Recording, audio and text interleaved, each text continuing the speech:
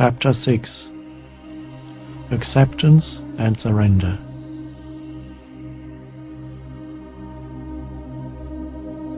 Whenever you're able, have a look inside yourself to see whether you are unconsciously creating conflict between the inner and the outer, between your external circumstances at that moment, where you are, who you're with, or what you're doing, and your thoughts and feelings. Can you feel how painful it is to internally stand in opposition to what is? When you recognize this, you also realize that you are now free to give up this futile conflict, this inner state of war.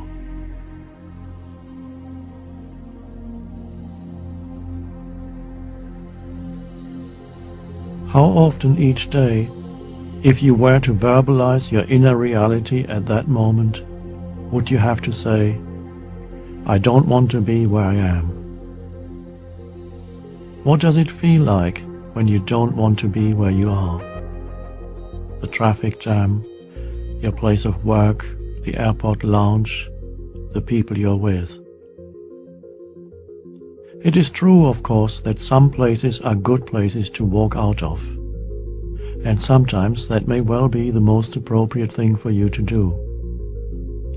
In many other cases, however, walking out is not an option. In all those cases, the "I don't want to be here" is not only useless but also dysfunctional. It makes you and others unhappy. It has been said, wherever you go, there you are. In other words, you are here, always. Is it so hard to accept that?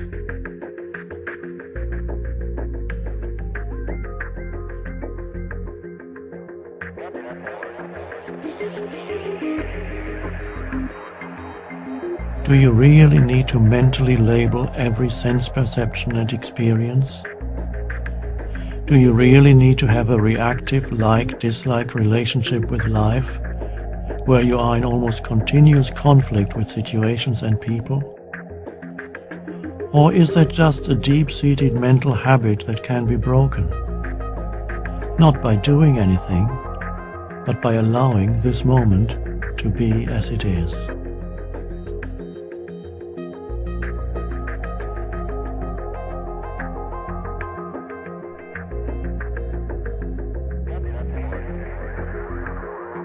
The habitual and reactive "no" strengthens the ego.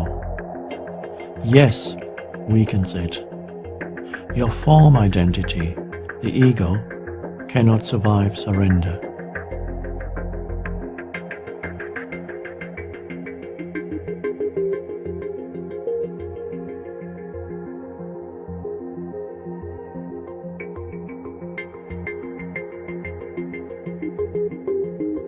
"I have so much to do."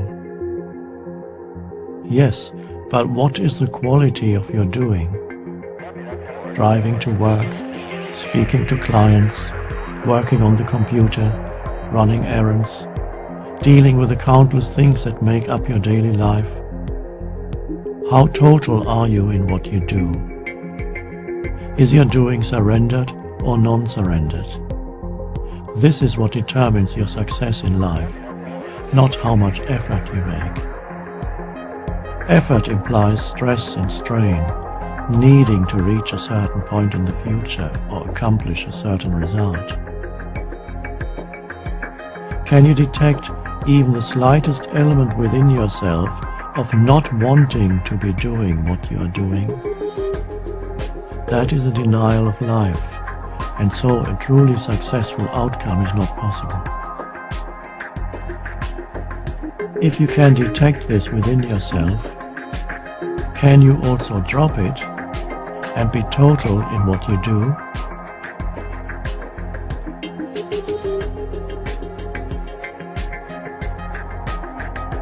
Doing one thing at a time. This is how one Zen master defined the essence of Zen. Doing one thing at a time means to be total in what you do, to give it your complete attention. This is surrendered action, empowered action.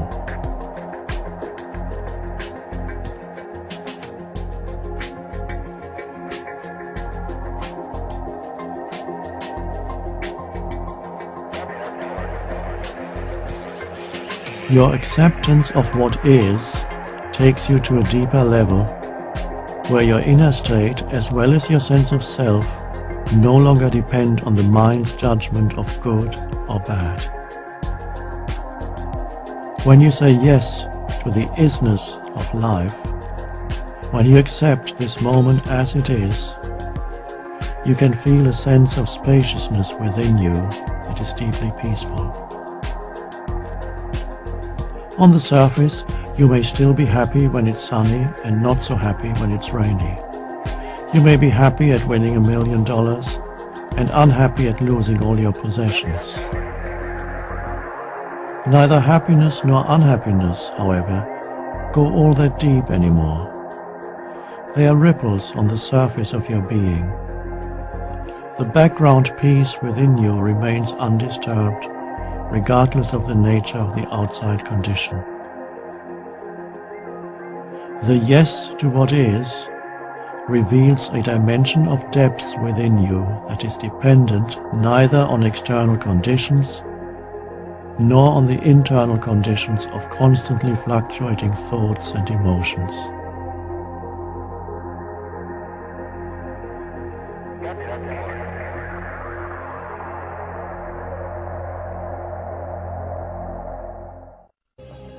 Surrender becomes so much easier when you realize the fleeting nature of all experiences, and that the world cannot give you anything of lasting value.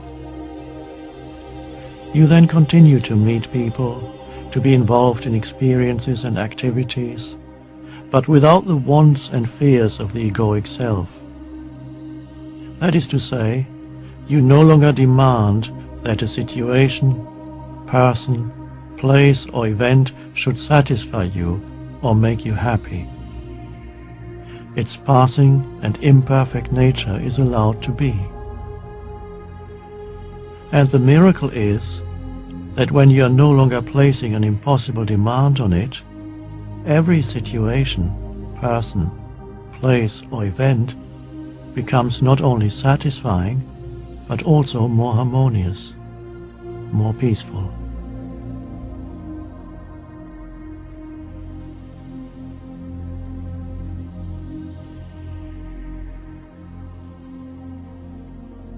When you completely accept this moment, when you no longer argue with what is, the compulsion to think lessens and is replaced by an alert stillness.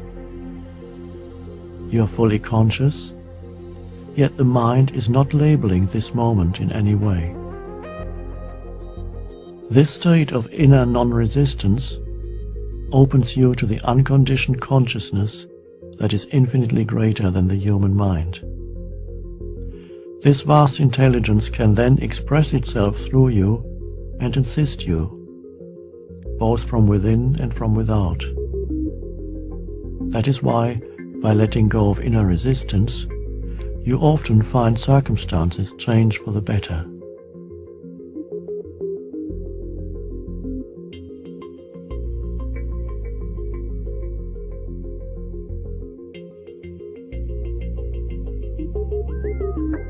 Am I saying, enjoy this moment, be happy? No. Allow the suchness of this moment. That's enough.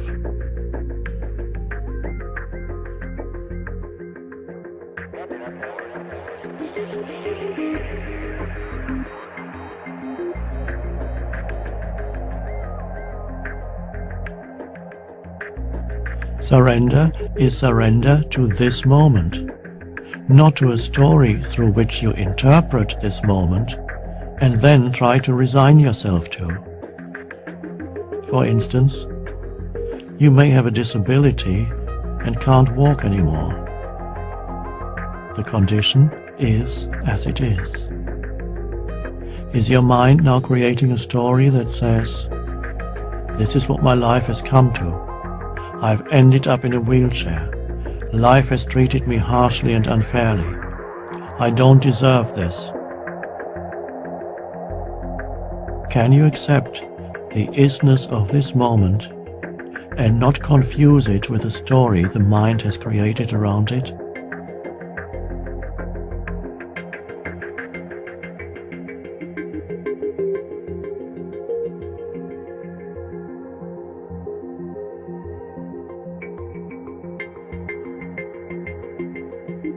Surrender comes when you no longer ask, "Why is this happening to me?"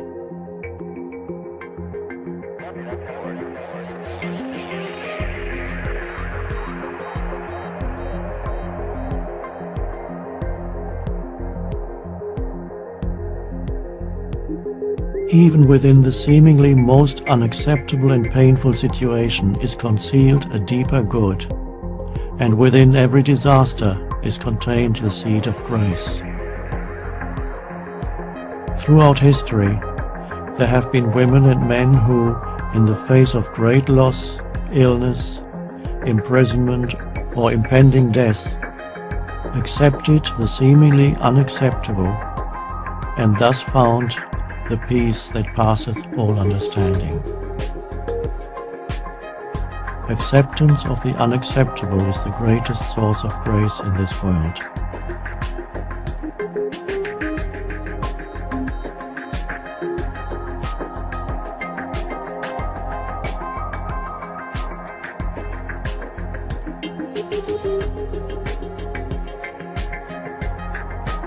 There are situations where all answers and explanations fail. Life does not make sense anymore. Or someone in distress comes to you for help, and you don't know what to do or say. When you fully accept that you don't know, you give up struggling to find answers with a limited thinking mind. And that is when a greater intelligence can operate through you. And even thought can then benefit from that, since the greater intelligence can flow into it and inspire it. Sometimes surrender means giving up trying to understand and becoming comfortable with not knowing.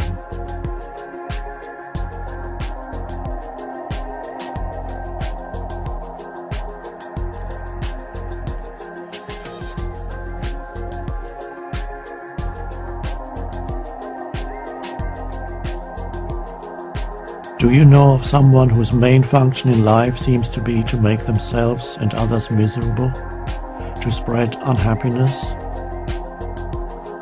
Forgive them, for they too are part of the awakening of humanity. The role they play represents an intensification of the nightmare of egoic consciousness, the state of non-surrender. There's nothing personal in all this. It is not who they are.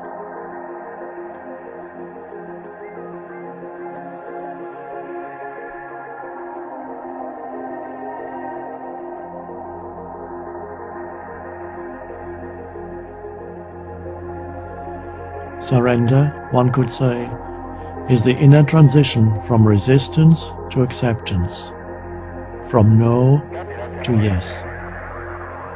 When you surrender, your sense of self shifts from being identified with a reaction or mental judgment to being the space around the reaction or judgment.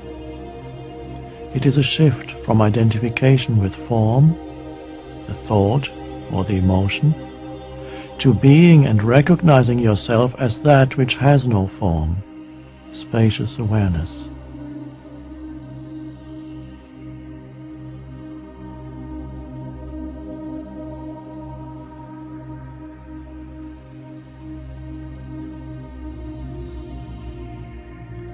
Whatever you accept completely will take you to peace, including the acceptance that you cannot accept, that you are in resistance.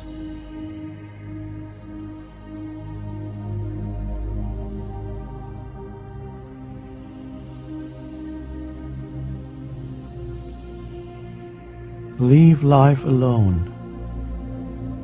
Let it be.